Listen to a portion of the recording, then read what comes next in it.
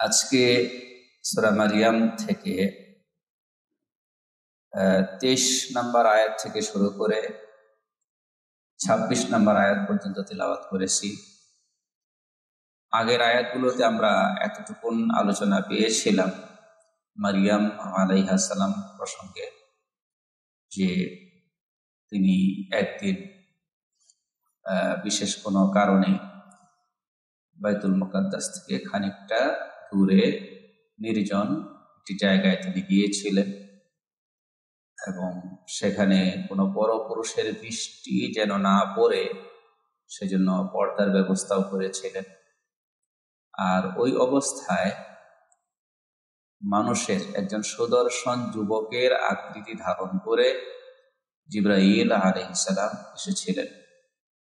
তো তিনি যেহেতু একজন মেয়ে মানুষ এবং একটা নির্জন জায়গায় একা একই আছেন, আর সেই জায়গাটাতে একজন সুদর্শন যুবক হাজির হয়ে গিয়েছে, তিনি স্বাভাবিকভাবেই ভয় পেয়েছেন। নিজের সতীত্বের ব্যাপারে তিনি ভয় পেয়েছেন। তো প্রথমে তিনি আল্লাহর আশ্রয় চেয়েছেন তার অনিষ্ট থেকে। তো তখন জিবরাইল আলাইহিস সালাম নিজের পরিচয় প্রকাশ করেছিলেন। তিনি বলেছিলেন যে আমি মানুষ নই, আমি আল্লাহর পাঠানো ফেরেশতা, আল্লাহর তরফ থেকে এসেছি তোমাকে সুসংবাদ দেওয়ার জন্য। আল্লাহ পাক তোমার গর্ভে পুত্র সন্তান দান করবে। তো এই সংবাদ শুনে তিনি আরো পেরেশান হয়ে গেলেন, বিচলিত হয়ে গেলেন এবং তিনি বললেন যে আমার বিয়ে হয়নি, আমার স্বামী নেই, আবার আমি চরিত্রহীনা নই, তো এই অবস্থায় আমার সন্তান হবে কি করে? তো জিবরাইল আলাইহিস সালাম বলেছিলেন যে আল্লাহ পাকের ফয়সালা হবে, এইভাবেই হবে, যে অবস্থায় আছেন এই অবস্থায় থেকেই হবে। তো এবং সেটা কি কারণে আল্লাহ পাক ফয়সালা করেছেন সেটাও বলে দিয়েছিলেন যে আল্লাহ পাক মানুষের সামনে তার কুদরতের অসীম ক্ষমতার দৃষ্টান্ত স্থাপন করতে চান, যে তিনি উপকরণ ছাড়াও তিনি যা ইচ্ছা করতে পারেন। সন্তান হওয়ার জন্য মা লাগে, বাবা লাগে, আল্লাহ পাক বাবা মা ছাড়াও সৃষ্টি করতে পারেন, কেবল মা থাকবে বাবা থাকবে না এভাবেও সৃষ্টি করতে পারেন। এরকম দৃষ্টান্ত স্থাপন করতে চান।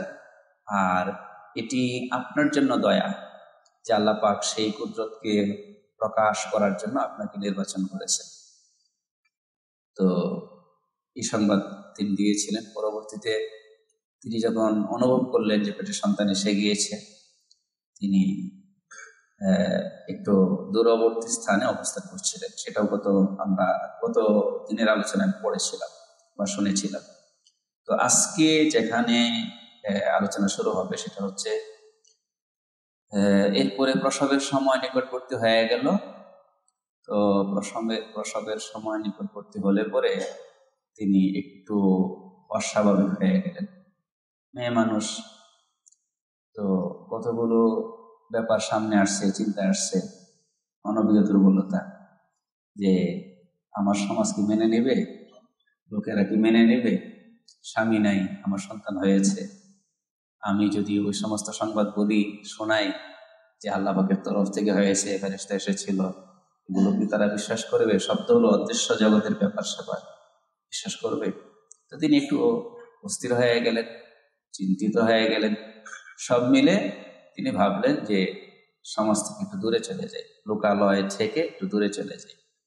বাইতুল মুকাদ্দাস থেকে 9 মাইল দূরে সাইর একটি পর্বত, তো সেই পর্বতের একটি টিলায় তিনি চলে গেলেন, একান্ত নির্জন জায়গায়। এটা হলো ওই চিন্তা থেকে সমাজের মানুষ তো কি করবে না, ব্যাপারটাকে স্বাভাবিকভাবে নিবে না। আখের তো তিনি মানুষ, তার মধ্যে মানবীয় দুর্বলতা আছে না নাই? আছে। তো তিনি চলে গেলেন সেখানে। তো এরপরে যখন প্রসবের যন্ত্রণাও শুরু হলো, ওই মাথার মধ্যে ওই চিন্তাগুলো আছে, সব মিলে তিনি একটু অস্বাভাবিক হয়েই বললেন, আরে আমি যদি এই ঘটনার আগে মরে যেতাম, আমার যদি কোনো আলোচনাই না থাকতো, মানুষের স্মৃতি থেকে সম্পূর্ণরূপে যদি আমি হারিয়ে যেতাম, কতই না ভালো হতো। এই পয়েন্টের উপর আমি পরবর্তীতে আবার কথা বলব। তো তিনি যখন অস্থিরতার এবং পেরেশানির চরম পর্যায়ে আসেন, ওই সময়টাতে আবার জিবরাইল আলাইহিস সালাম তিনি আসলেন। তো তিনি এসে সেটা ছিল তো আসলে ওই যে টিলার মতো জায়গা, উঁচু নিচু একটা ব্যাপার আছে না, তিনি একটা খেজুর গাছের গোড়ায় হেলান দিয়ে বসেছিলেন, একটা খেজুর গাছের গোড়ায় হেলান দিয়ে বসেছিলেন। তো ওই জায়গাটার নিচের দিক, যেটা অসমতল জায়গা, তো নিচের দিক থেকে জিবরাইল আলাইহিস সালাম তিনি আত্মপ্রকাশ করলেন। তিনি বললেন যে, মারিয়াম, চিন্তিত হও না, তুমি পেরেশানি করো না, চিন্তিত হও না, আল্লাহ তাআলা তোমার জন্য এখানে কুদরতি ব্যবস্থা তিনি করছেন। তো এই যে নিচের দিকটা, সেখানে তিনি একটা নহর, পানির নহর জারি করে দেবেন। আগে ছিল না, জারি করে দেবেন। জারি করে দেবেন মানে জারি করে দিয়েছেন, ঠিক আছে। আর তুমি যে খেজুর গাছটা হেলান দিয়ে বসেছ, এই খেজুর গাছে তুমি একটু নাড়া দেবে, তো নাড়া দিলে তোমার জন্য সেখান থেকে তাজা খেজুর ঝরে পড়বে গাছ থেকে। এরপরে তুমি সেগুলো কুড়িয়ে খাবে, নহর থেকে পানি খাবে, আর তোমার যে নবজাতক সন্তান আসবে তাকে দেখে তুমি তোমার চক্ষু শীতল করবে। এটা হলো উপস্থিত কিছু কথা। তো এগুলো পরবর্তী সময়ের জন্য, সমাজের মানুষের যে চিন্তা মাথার মধ্যে, তারা এটা কিভাবে নেবে, কি বলবে, কি প্রতিক্রিয়া তারা দেখাবে, সেটার ব্যাপারে হেদায়েত দিলেন যে কোনো মানুষের সঙ্গে তোমার যখন সাক্ষাৎ হবে, তোমার সমাজের কোনো মানুষের সঙ্গে তোমার যখন সাক্ষাৎ হবে, তখন তাদের সঙ্গে মুখে কোনো কথা বলবে না, ইশারায় তাদেরকে বুঝিয়ে দেবে যে আমি রহমানের উদ্দেশ্যে, আল্লাহর উদ্দেশ্যে রোজা রেখেছি, আমি আজকের দিনে কোনো মানুষের সঙ্গে কথা বলবো না। বাকি কিভাবে কি হবে সেটা অন্য আয়াতে আসছে, এখানে আসেনি, অন্য জায়গায় আসছে। তোমার শিশুটির দিকে ইঙ্গিত করে দেবে, তারা যা কিছু জিজ্ঞাসা করার জন্য তার কাছে জিজ্ঞাসা করে। কার কাছে? এই শব্দ মিষ্ট হওয়া শিশুর দিকে ইশারা করবে, যা বলার তার কাছ থেকে উত্তর তারা পেয়ে যাবে, তিনি উত্তর দিবেন। এই ছিল আজকে তেলাওয়াতকৃত আয়াতগুলোর সারাংশ। তো আমি একটু আয়াত পড়ে পড়ে তরজমা করি। আচ্ছা, ফাআজাআহাল মাখাত, প্রসব বেদনা তাকে নিয়ে এলো, ইলা জিযইন নাখলাত, খেজুর গাছটির গোড়ায়, খেজুর গাছটির কাণ্ডের কাছে। ক্বালাত ইয়া লাইতানি মিততু ক্বাবলা হাযা, তখন তিনি বলছিলেন যে হায় আফসোস, আমি যদি এর আগেই মরে যেতাম। ওয়া কুনতু নাসিয়ান মানসিয়া, এবং আমি যদি সম্পূর্ণ বিস্তৃত হয়ে যেতাম মানুষের স্মৃতি থেকে, সম্পূর্ণরূপে যদি আমি হারিয়ে যেতাম। তো যখন তিনি এরকম কথাগুলো মনে মনে বলতেছিলেন, ফানাদাহা মিন তাহতিহা, তখন তার নিচের দিক থেকে, ওই যে একটু নিচু ভূমি, আপনারা এটা বুঝতে সহজ হবে যারা বাইরের দেশ সফর করেছেন, বিশেষ করে আরব দেশ, এমনকি মক্কা মদিনা যারা গিয়েছেন, হারমে মক্কায়ও যারা গিয়েছেন এবং 4-5টা ঘুরে দেখেছেন, তারা বলতে পারে খুদ হারমে মক্কাটাও সমতল না। হারমে মক্কাটাও কি না সমতল, নিচতলার দিক যেটা, এটা একটু নিচু, আর এর বিপরীত দিকটা নিচু। এটা হাদিসের কিতাবে আছে এবং এখনো এরকম। যদি আপনারা একটু বাহির দিয়ে চক্কর দিয়ে খেয়াল করেন, দেখেন, তাহলে দেখতে পাবেন অসমতল। এই যে অল্প জায়গার মধ্যে কি আছে, এখনো উঁচু নিচু ব্যাপারটা আছে। তো সেটা যেহেতু একটা টিলার মতো জায়গা ছিল, সেখানে উঁচু নিচু থাকা তো আরো স্বাভাবিক। তো নিচের দিক থেকে ফেরেশতা আত্মপ্রকাশ করেছে এবং বলছে, লা তাহজানি, তুমি চিন্তিত হয় না, দুশ্চিন্তাগ্রস্ত হয় না। কদ জাআলা রাব্বুকি তাহতাকি সারিয়া, এই মাত্র তোমার রব তোমার জন্য সারিয়া সৃষ্টি করে দিয়েছেন, নাহার সৃষ্টি করে দিয়েছেন। ওয়াহুজ্জি ইলাইকি বিজিতিআন নাখলাতি, তুমি তোমার দিকে এই খেজুরের কাণ্ডকে নাড়া দেবে। তুসাকিত আলাইকি, তাহলে খেজুরের গাছ তোমার উপর ছড়াবে, রতাবান জানিয়া, একেবারে তাজা খেজুর, ঠিক আছে। আকুলি, তুমি খাবে, ওয়াশরাবি, তুমি পান করবে, ওয়াকাররি আইনা, এবং তুমি তোমার চক্ষুকে শীতল করবে, সন্তানকে দেখে চক্ষুকে শীতল করবে। ফাইম্মা তারাইন্না মিনাল বাশারি আহাদান, যদি তুমি কোনো মানুষদের থেকে কাউকে দেখো, ফাকুলি, তাহলে তুমি বলবে ইন্নী নাদারতু লিররহমানি সাওমান, আমি আমার রহমানের উদ্দেশ্যে, আমার প্রভুর উদ্দেশ্যে রোজার নিয়ত করেছি। ফালান উকাল্লিমাল ইয়াওমা ইনসিয়া, আজকের দিনে আমি মানুষের সঙ্গে কোনো কথা বলবো না।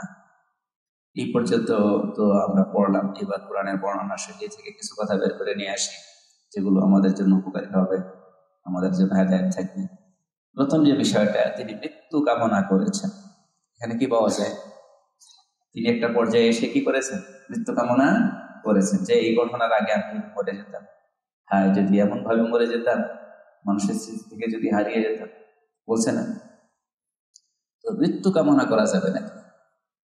হাদিসে মৃত্যু কামনা করা নিষেধ, নিজের মৃত্যু কামনা করা কি ঠিক আছে। কিন্তু এখানে একটা কথা আছে, একটা শব্দ বা একটা শর্ত যুক্ত করে দেওয়া হয়েছে, এমন কোন কষ্টের কারণে যে কষ্টে সে নিপতিত হয়েছে। অর্থাৎ জাগতিক কোনো কষ্টের কারণে, দুনিয়াবী কোনো কষ্টের কারণে, বিপদের কারণে, সমস্যার কারণে মৃত্যু কামনা করতে নিষেধ করা হয়েছে। কেন নিষেধ? কারণ বেঁচে থাকলেই লাভ, নেককার হলেও লাভ, গুনাহগার হলেও লাভ, হায়াত লম্বা হলে সবার জন্যই লাভ। কি লাভ সেটা হাদিসে বলে দেওয়া হয়েছে। নেককার যদি হয় তাহলে প্রতিদিন তার নেক আমল বাড়তে থাকবে। আমাদের জীবন তো ওয়ান টাইম, চান্স কয়বার? একবার। পরকালে যাওয়ার পরে আমল নামায় যা পাওয়া যাবে, কম পেলে কম, বেশি পেলে বেশি, যা পাওয়া যাবে ওই দুনিয়াতে এই একটা টাইম পেয়েছিলাম, একটা সময় পেয়েছিলাম, যা অর্জন করেছি, ঠিক না? সেই জন্য যত বেশি নিয়ে যাওয়া যায়, বেশি নিয়ে যাওয়া যাবে কখন? যদি হায়াত কি হয় লম্বা। তাহলে নেককার হলে তো হায়াত লম্বা হলে আমল যুক্ত হতে থাকবে, আমল নামা, এই দিকটা হলো ভালো দিক। আর যদি গুনাহগার হয় তাহলে দুইটা দিক আছে। একটা দিক হলো তার গুনাহ বাড়তে থাকে, নাকি আছে না? আর একটা দিক আছে, হায়াত যেহেতু লম্বা হয়েছে, তাও আবারও কোনো সময় সুযোগ আসতে পারে, বা তাও আবার চিন্তা, তারপর তাও তার হতে পারে। তো নবীজি এই দিকটার কথা উল্লেখ করেছে, যদি গুনাহগার হয় হতে পারে সে কোনোদিন তাওবা। তো তাওবা করলে কি হলো? তাওবা করলে গুনাহ যা করেছিল, পিছনে যা করেছে, হায়াত লম্বা পেয়ে থাকলে বেশি করেছে, বেশি করুক না কেন, তাওবা যখন করে ফেলবে সব মাফ। কথা বুঝতে পেরেছেন নাকি? আর যদি তাওবা করার সুযোগ না পায়, অল্প বয়সে মারা গিয়েছে, 30 বছর বয়সে মারা গিয়েছে, 70 বছর হায়াত পায়নি, 30 বছরে মারা গিয়েছে, গুনাহ কমই করেছে, 30 বছর পর্যন্ত আর বেশি হয় না, 70 বছর পয়লা গুনাহ কি হইতো? বেশি হইতো। কিন্তু কম নিয়ে যাক, তাওবা ছাড়া যেহেতু গিয়েছে, তো কমই তো তাকে কি করবে? জাহান্নামে, ঠিক না? তো এই কথা আমার না, এই কথা কে বলেছেন? নবীজি বলেছেন। এই জন্য আমরা লম্বা হায়াত কামনা কি করব? লম্বা হায়াত কামনা করব। তো হাদিসে নিষেধ করা হয়েছে যে তুমি দুনিয়ার কোনো বিপদে পড়ে মৃত্যু কামনা করো। এখান থেকে কি বোঝা যায়? দুনিয়ার বিপদ যদি না হয়, দুনিয়ার বিপদ যদি না হয়, দিনই কোনো উদ্দেশ্যে, দিনই কোনো কারণে, ইমানই কোনো কারণে যদি মৃত্যু কামনা করে, তাহলে সেটা কি না নিষেধের আওতায়। বুঝতে পেরেছেন? যেমন নাকি মনে করেন একজন শাহাদাত কামনা করতেছে, শাহাদাত কামনা করার কথা তো হাদিসে আছে, আল্লাহ রাস্তায় শহীদ হওয়া এটা কাম্য, ইমানদারের কাম্য, এটা কামনা করার কথা কোথায় আছে? হাদিসে আছে। তাহলে সেখানে কি মৃত্যু কামনা করতেছে না? শাহাদাত মৃত্যু না? মৃত্যু। কিন্তু সেটা কি দুনিয়ার কোনো বিপদে পড়ে নাকি? আর বলেন হ্যাঁ, দুনিয়ার কোনো বিপদে পড়ে না। সেখানে উদ্বুদ্ধকারী হচ্ছে দিন, সেখানে তাকে উদ্বুদ্ধকারী হচ্ছে ঈমান। এটা সমস্যা। তাফসীরে কিতাবে এই প্রশ্নের জবাব দিয়েছে যে মারিয়াম আলাইহিস সালাম এখানে যে মৃত্যু কামনা করেছেন, এটা কিসের জন্য? তিনি দুশ্চরিত্রা হইতেন, তাহলে এটা কোনো ব্যাপার মনে করতেন নাকি? এটা কোনো ব্যাপার মনে করতেন না। এই যে আজকাল হাজারো, বিশেষ করে আমাদের দেশে তো আলহামদুলিল্লাহ এখনো ইমানি পরিবেশ কম বেশি আছে, সমাজের মধ্যে এখন ইমানের ছাপ কি আছে, কিন্তু অনেকটা আজাদ সমাজ যেগুলো আছে, বিশেষ করে বাইরের দেশ, বুঝতে পেরেছেন, যেসব দেশে বিবাহ শাদী কোনো কিনা বিষয় না, নাকি অনেকটা উঠেই গিয়েছে, সেখানে বিয়ের আগে সন্তান কয়টা হলো না হলো সেটাও কোনো বিষয় না, দোষের বিষয়। কথা বুঝতে পেরেছে? তো তারা কিন্তু কামনা করবে নাকি? সন্তান হচ্ছে কেন? কুমারী মাতা, এটা আলাদা জরিপ হয়, জরিপের মধ্যে দেখা যায় বিরাট সংখ্যা এসেছে। কি মাতা? কুমারী মাতা। কুমারী মাতা মানে কি? বিয়ে ছাড়া।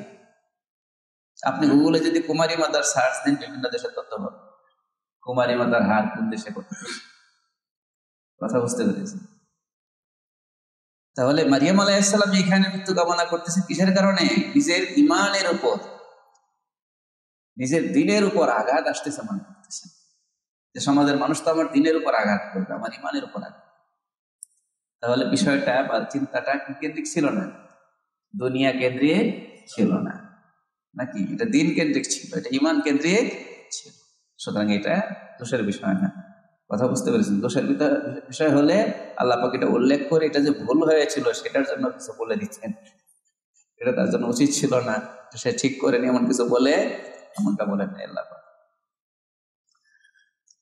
তারপরে আসেন খেজুর গাছের কাণ্ডে, খেজুর গাছের গোড়ায় মারিয়াম আলাইহিস সালামকে নাড়া দিতে বলেছেন। আচ্ছা, মারিয়াম আলাইহিস সালাম সন্তান প্রসব করবেন। সন্তান প্রসব করার পরে একজন মেয়ে মানুষের শারীরিক অবস্থা কি হয় সেটা আমাদের জানা আছে না? শরীরে কোনো এনার্জি থাকে? ঠিক আছে, তারপরেও গাছকে নাড়া দিতে বলেছেন। আচ্ছা, তাফসীরে কিতাবের মধ্যে এই গাছটা, এই বিবরণ আছে, গাছটা কিন্তু মরা গাছ ছিল, মানে এটা সজীব গাছ ছিল না, শুষ্ক গাছ ছিল। এটা এমনিতে ফল ধরার কথা না। তাহলে ফল দিচ্ছেন আল্লাহ কুদরতি ভাবে, ফল দিচ্ছেন আল্লাহ কুদরতি ভাবে। মারিয়ামকে সন্তান দিচ্ছেন যেমন কুদরতি ভাবে, ফলও দিচ্ছেন কি কুদরতি ভাবে। তো আল্লাহ পাক কুদরতি ভাবে যদি ফল দেন, ফল তো এমনি হতে পারে, আবার গাছ নাড়া দিতে হবে কেন? আর নাড়া দেওয়ার মতো ওনার কি শারীরিক অবস্থা বাহ্যিক ভাবে আছে নাকি? প্রশ্ন জাগে কি জাগে না? জাগানোর পরে তো জাগছে। আচ্ছা, প্রশ্নটা জাগানোর পরে জাগছে না? এইখানে একটা বড় বিষয় আমাদের শেখার আছে, সেটা হচ্ছে আল্লাহ পাকের দান পাওয়ার জন্য বান্দার শুরু করতে হয়। এখানে কি শিক্ষা আছে? আল্লাহর তরফ থেকে পাওয়ার জন্য শুরু করতে হবে কেন? বান্দার শুরু আপনার করতে হবে। এই জন্য মুআজিজা পর্যন্ত রাসূল কারীম সাল্লাল্লাহু আলাইহি ওয়াসাল্লামের যতগুলো মুআজিজা আছে সেখানে আল্লাহ পাক শুরু করিয়েছেন নবীদের দ্বারা। আপনি প্রত্যেকটা মুআজিজার বিবরণ শুনলে বা পড়লে দেখবেন যে শুরু করিয়েছেন কার দ্বারা? নবীদের দ্বারা। ঠিক না? হয় নবীজি সেখানে হাত লাগিয়েছেন, অথবা নবীজি সেখানে একটু মুখে থুতু মোবারক লাগিয়েছেন, কিছু একটা করেছেন, শুরু করিয়েছেন কার দ্বারা? বলেন না? তাহলে শুরুটা কার দায়িত্ব? বান্দার দায়িত্ব। এই যে আমরা শুরু না করে, কিছু না করে আল্লাহর কাছে আশা করি, এটা কিন্তু কি বোঝাতে পারি নাই মনে হয়। আমি হাদিস বলবো, তো হাদিস বলার আগে একটা ঘটনা বলবো। ঘটনাও বলতে পারেন এটা, বা একটা মেসাল বলতে পারেন। আপনি শুধু হজের জন্য দোয়া করতেছেন, আল্লাহ আমাকে হজের তৌফিক দান করো, আল্লাহ আমাকে তোমার ঘর দেখার তৌফিক দান করো, আল্লাহ তোমার হাবিব সাল্লাল্লাহু আলাইহি ওয়াসাল্লামের রওজা শরীফ দেখার তৌফিক দান করো। দোয়া করতেছেন আজকে 10 বছর ধরে, এত দূরে শেষ। ঠিক আছে, আর আপনার বন্ধু কি করে? সে করছে কি একটা মাটির ব্যাংক কিনছে, অথবা প্লাস্টিকের ব্যাংক কিনছে। আছে না আজকে? কথা বলেন না? তো কিনে সেখানে যা পারে প্রতিদিন হোক, সপ্তাহে হোক, মাসে হোক, কিছু জমা করে, কিছু কি করে আর দোয়া করে। এখন বলেন ব্যাংকে কয় টাকা হবে, কয় লাখ টাকা হবে এই ব্যাংকে? কিছু হবে নাকি? কিন্তু আপনারা শুনে অবাক হবেন, এটাই বাস্তবতা। আমার কাছে অনেক এরকম তথ্য আছে যারা এরকম ব্যাংকে শুধু পাসপোর্ট হওয়ার মতো 3000 5000 টাকা জমা করছে, কিন্তু আল্লাহ পাক এতটুকু জমা হওয়ার পরেই হজের সুরত করে দিয়েছে। তা আমার জানাশোনার মধ্যে মেসাল আছে। এবং আমি আরেকজনের কথা জানি, একসঙ্গে আমি যাদের কথা বলছি আমার কাছের মানুষ, তারা আরেকজনের কথা জানি, তিনি মাদ্রাসায় পড়াতেন, সেই সাথে মাঝে মাঝে না, এই বাসায় মধু রাখতেন। তো মধু রাখতেন, কোনো শিক্ষক, কোনো ছাত্র অথবা ওনার কোনো মসজিদ, একটা মসজিদ নামাজও পড়াতেন, ছোট মসজিদ, সাধারণ মহল্লার ছোট মসজিদ, এরকম সেক্টরের ভিতরে কোনো আলিশান মসজিদ না, বুঝতে পেরেছেন নাকি? তো সেখানে নামাজ পড়াতেন, মধু রাখতেন, কেউ চাইলে বাস উনি মধু দিতেন, মধু বিক্রি করতেন আর কি। এমন না যে মাসে মাসে ওনার কি হইতো 10 কেজি, 5 কেজি, 15 কেজি, 20 কেজি মধু বিক্রি হইতো, এমনটা না। ওই মাঝে মধ্যে কিছু টুকটাক বিক্রি হইতো। বলেন দেখি এই মধু বিক্রি করে কয় টাকা হয়? মধু তো কিনে আনতে হয়, তো বানান নাই, কিনে আনতে হয়। এই বাস এই মধুর পয়সাগুলো জমাতে কিছুদিন পরে ওনাকে আল্লাহ দিয়েছে। কথাটা বুঝাইতে পারছি? এটা হলো বান্দার শুরু করা। তোমার সামর্থ্যে যা আছে একটু তুমি করো। আসায়ু মিন্না ওয়াল ইতমামু মিনাল্লাহ। আরবিতে একটা কথা আছে, আসায়ু মিন্না ওয়াল ইতমামু মিনাল্লাহ। প্রচেষ্টা আমাদের থেকে হবে, পুরা আল্লাহ করে দেবেন। পুরা কে করে দেবেন? আল্লাহ। এইবার সেই হাদিসে কুদসি আপনারা যেটা পয়েন্টের মধ্যে সব শুনে থাকেন, মান তাকাররাবা ইলাইয়া শিবরান তাকাররাবতু ইলাইহি দিরাআন। যে ব্যক্তি আমার দিকে 1 বিঘত অগ্রসর হয়, আমি তার থেকে 1 হাত অগ্রসর। এই হাদিস আপনারা শুনেছেন? এরপরে কি, যে 1 হাত অগ্রসর হয়, আমি তার দিকে 2 হাত অগ্রসর। হ্যাঁ, আর যে আমার দিকে হেঁটে হেঁটে আসে, আমি তার দিকে দৌড়ে দৌড়ে অগ্রসর। হাদিসে আছে না নাই? শুরু কার? শুরু কার? আপনি 1 বিঘত আগে যেতে হবে। আপনি ঘরে বসে বসে পা বাড়াবেন না, ঘরে বসে বসে বলবেন যে আল্লাহ আমারে পৌঁছায় দাও না। আপনার আগে কি করতে হবে? শুরু করতে হবে। এক হাদিসে আছে, রাসূল কারীম সাল্লাল্লাহু আলাইহি ওয়াসাল্লাম বলেন, ইহরিস আলা মা ইয়ানফা ওয়ালা তাআজাস। যেটা তোমার জন্য উপকারী সেটার লালসা অন্তরে পোষণ করো এবং নিজেকে অক্ষম বানায় নিও না। তোমার যতটুকু সামর্থ্য আছে সেটা করো, বাকিটুকুর জন্য আল্লাহর কাছে সাহায্য ওয়াস্তাইন বিল্লাহ। কথা বুঝাতে পারছি? এটাই হলো নিয়ম, এটাই হলো কি নিয়ম। এখন যেসব বিষয় করার দরকার কিন্তু হিম্মত হয় না, তো সেখানে কি করতে হবে?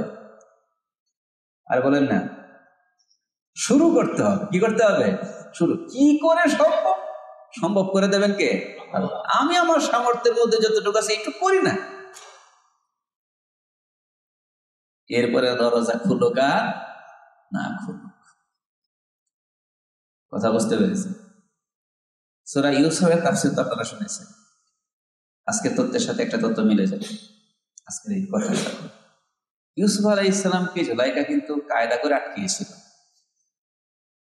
তো শাহী মহল ছিল, তো অনেকগুলো গেট ছিল, 7টা গেট আটকানো ছিল। এর ভেতর ইউসুফ আর জুলাইখা। তো চাবি তো সংরক্ষিত কার কাছে? জুলাইখা তো সংরক্ষিত জায়গায় রাখছে, বুঝতে পেরেছেন? আর তালা কি মনে করেন?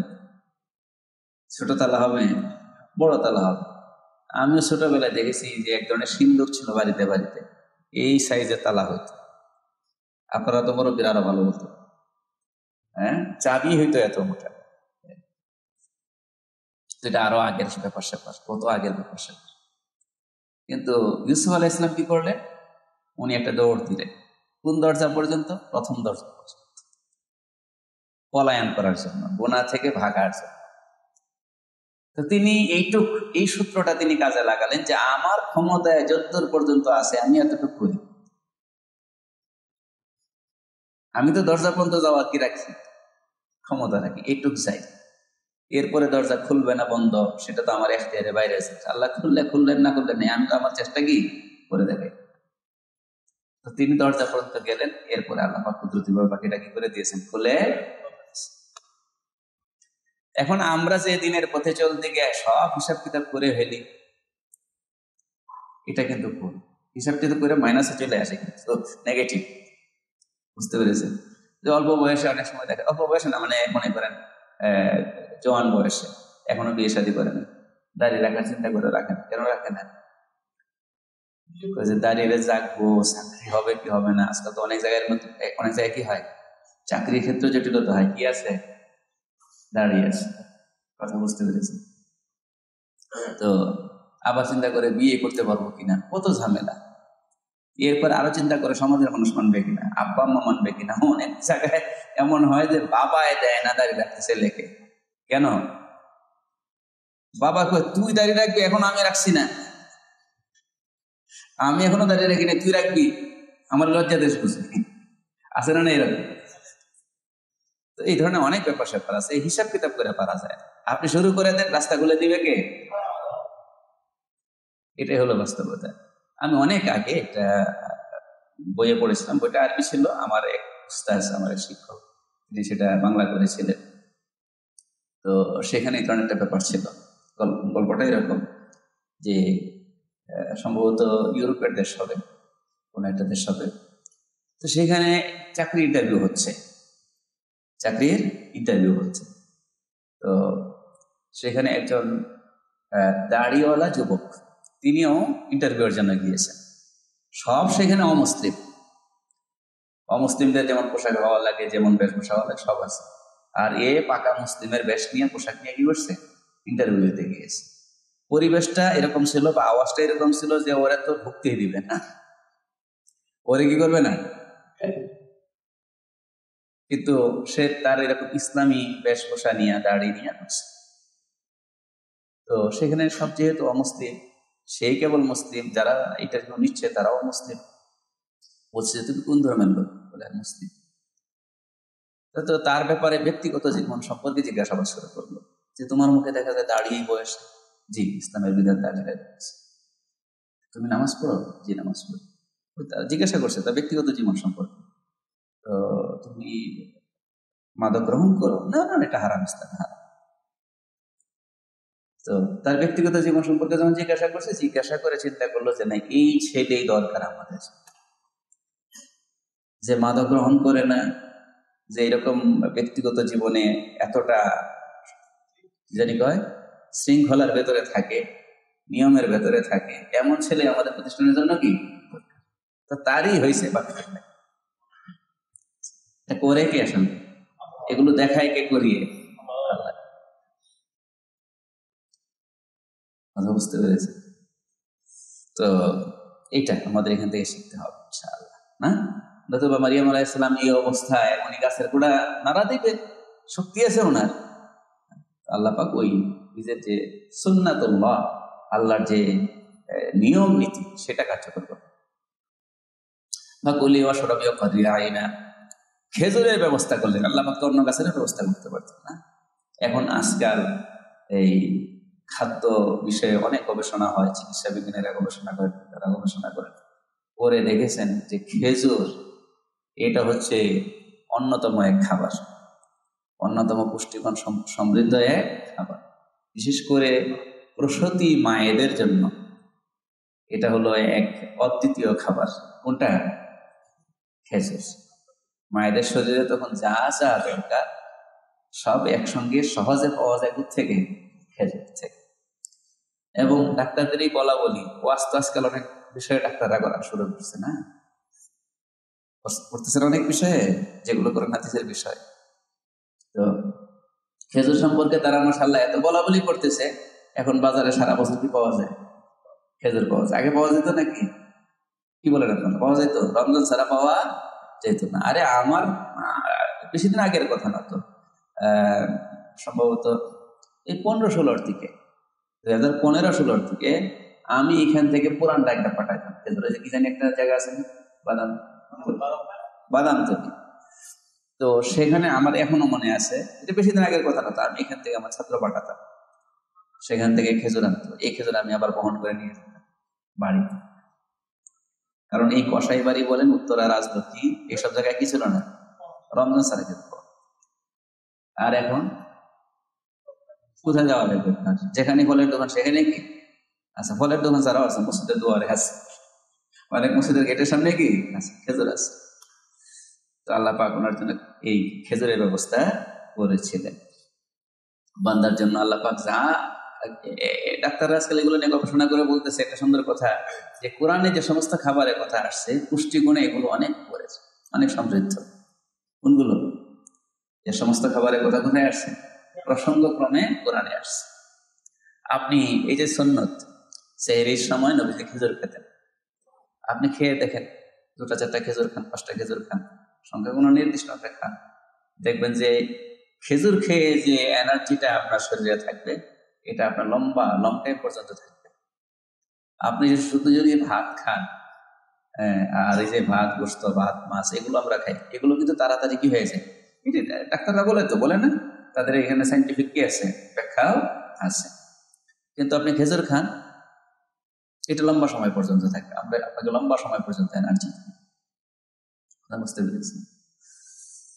فإما ترين من البشر أحدا فقولي إني نذرت للرحمن صوما فلن أكلم اليوم إنسيا। এরপরে মারিয়াম আলাইহিস সালামকে শিখাইয়া দিলেন যে সমাজের লোকেরা যখন তোমার সঙ্গে কথা বলতে আসবে, তর্ক করতে আসবে, তুমি কিচ্ছু বলবে না। বুঝতে পেরেছেন? অনেক ঝামেলার জায়গায় নীরব থাকা অনেক ভালো। কথা বলতে গেলে কি হয়, ঝামেলা হয়। তো অনেক জায়গায় নীরব থাকা ভালো। আপনি সাইলেন্ট মোডে থাকবেন, সমাধান হয়ে গেছে। অনেক ঝগড়া, অনেক ঝামেলা, এটা থেকে বাঁচা যায়।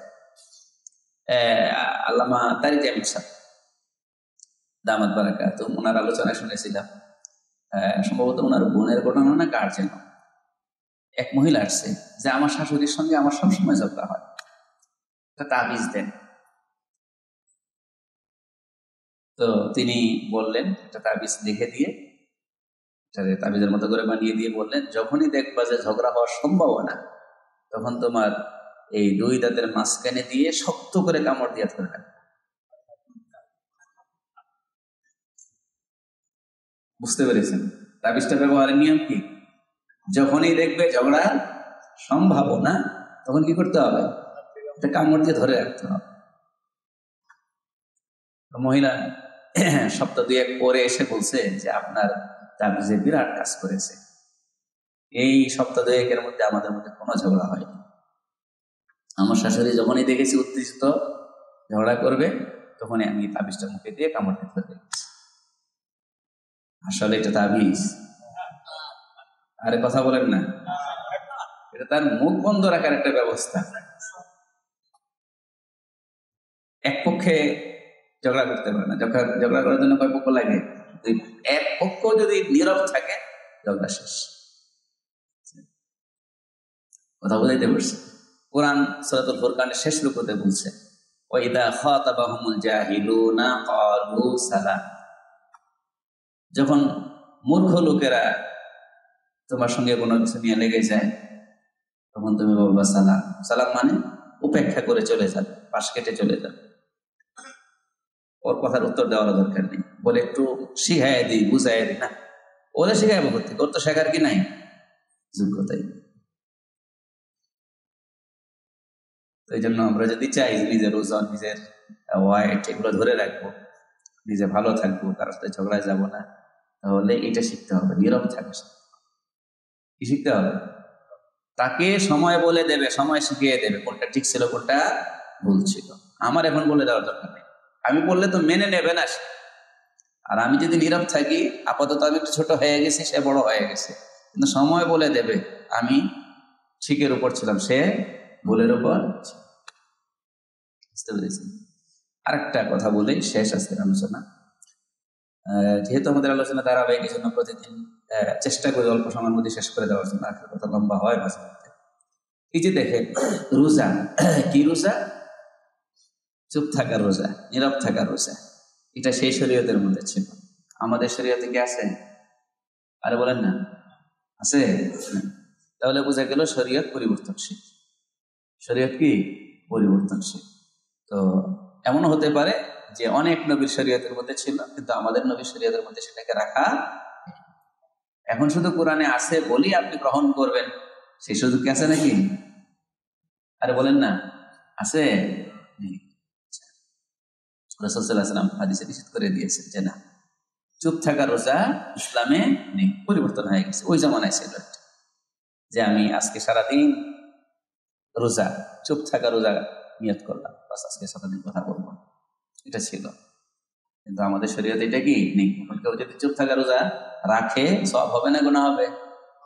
গুনাহ হবে। বুঝতে পেরেছেন? এই জন্য কোরআনে থাকলেই আপনি দলিল দিবেন হবে না।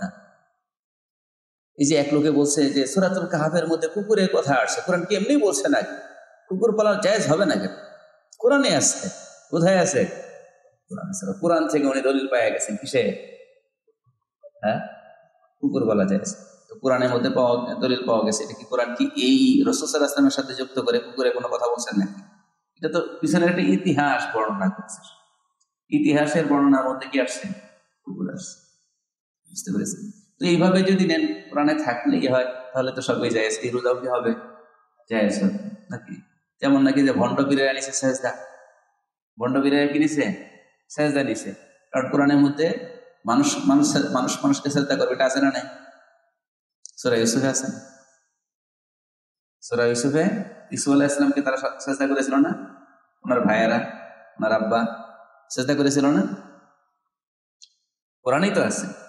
এরপর আদম আলাইহিস সালামকে ফেরেশতারা সেজদা করেছিল, সেটা আছে না নাই? তা বোঝা গেল মানুষকে সেজদা করা যায়, সম্মান সূচক সেজদা। এই নিয়ে নিছে এখান থেকে। আসলে এটা হলো যে মতলববাজি, নিজেদের মতলব যেটা সেটা কি করা, নিয়ে নেওয়া। কিন্তু বাস্তবতা হচ্ছে শরীয়ত পরিবর্তনশীল। আল্লাহ পাক এমন বহু বিধান আছে যেগুলো পূর্ববর্তী শরীয়তে জায়েজ রেখেছিলেন, আমাদের শরীয়তে সেগুলোকে রহিত করে দিয়েছেন। এমনও তো আছে যে আমাদের শরীয়তের শুরুর দিকে জায়েজ ছিল, পরবর্তীতে কি হয়েছে?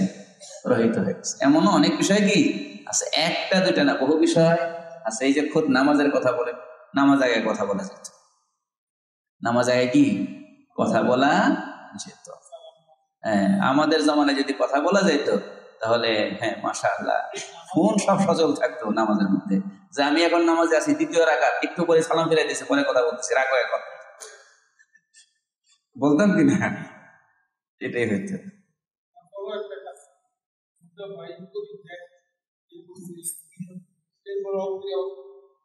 করে কত কারবারি করে। তো নামাজে সালাম দেওয়া যেত, সালামের উত্তর দেওয়া যেত, এটা কি এই মাসলা কি এখনো আছে?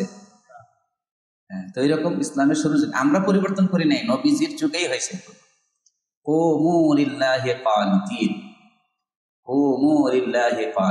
এই আয়াত যখন নাযিল হয়েছে, নামাজে তোমরা শান্তভাবে দাঁড়াও, স্থিরভাবে দাঁড়াও, এই আয়াত নাযিল হওয়ার পরে নবীজি কথা বলা নিষেধ করলেন, হাঁটা চলা নিষেধ করলেন, সব নিষেধ হয়ে গেছে।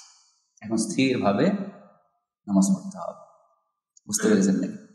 তো এইভাবে করে অনেক বিধানের মধ্যে আপনারা দেখবেন একসময় জায়েজ ছিল, পরবর্তীতে কি রহিত হয়ে গেছে। তো কোরআনে উল্লেখ কোন এক প্রসঙ্গে করা হয়েছে, এর মানে এটা এই শরীয়তে বৈধ সেটা কি না? আবশ্যক। তো এই বিষয়গুলো বুঝতে হবে।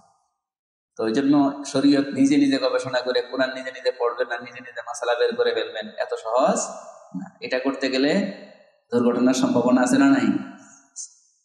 তো কোরআনকে এই যে মানুষ এক জায়গায় এসে ভুল করে কোন জায়গায় জানেন? ওই যে আল্লাহ পাক কোরআনে জায়গায় জায়গায় বলে, বারবার বলছেন, জায়গায় জায়গায় না, এক সূরাতেই কয়েকবার বলছেন, ওয়ালাকাদ ইয়াসসারনাল কুরআনা লিযিকর ফাহাল মিন মুদ্দাকির। আমি এই কোরআনকে সহজ করে দিয়েছি উপদেশ গ্রহণ করার জন্য, আছে কেউ উপদেশ গ্রহণকারী? এখন এইটা খুব হাইলাইট করে বলে যে আল্লাহ বলছেন কোরআনকে সহজ করে দিয়েছি, আর আলেমরা বলে আলেম না হলে কোরআন বুঝবো না। এখন কোরআন এমন সহজ হয়েছে, নিজে নিজে পড়বে আর নিজে নিজে মাসালা বুঝে ফেলাবে, এমন বুঝবে যে আলেমদের কাছে শেখানো পড়ে, আলেমদের গুলা বলবো। বুঝতে পেরেছেন?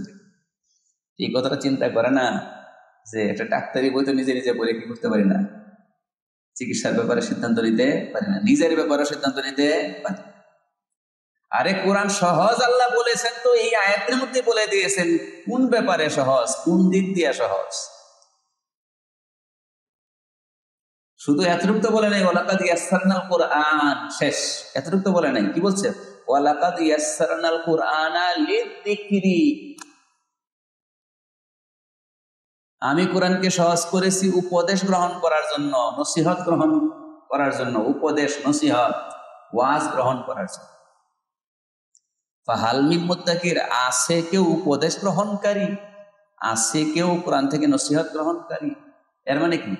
কোরআনের যে অংশ জুড়ে নসিহত আছে, কোরআনের যে অংশ জুড়ে ওয়াজ আছে, কোরআনের যে অংশ জুড়ে উপদেশমালা আছে, এগুলো সহজ। এগুলো কি সহজ? আপনি পড়লে গেছে। কিন্তু যেগুলো বিধানের আয়াত, কিসের বিধান, কিসের আয়াত? বিধানের আয়াত, হুকুম আহকামের বিধান আয়াত, সেগুলো সহজ তো কোরআন বলে নাই। যারা সারা জীবন কোরআন হাদিস নিয়ে হায়াত কাটায় দিছে, মানে জীবন অক্ষ করে দিয়েছে এটার জন্য, তাদের জন্য সহজ হয় নাই, আপনার জন্য কেমনে সহজ হইল?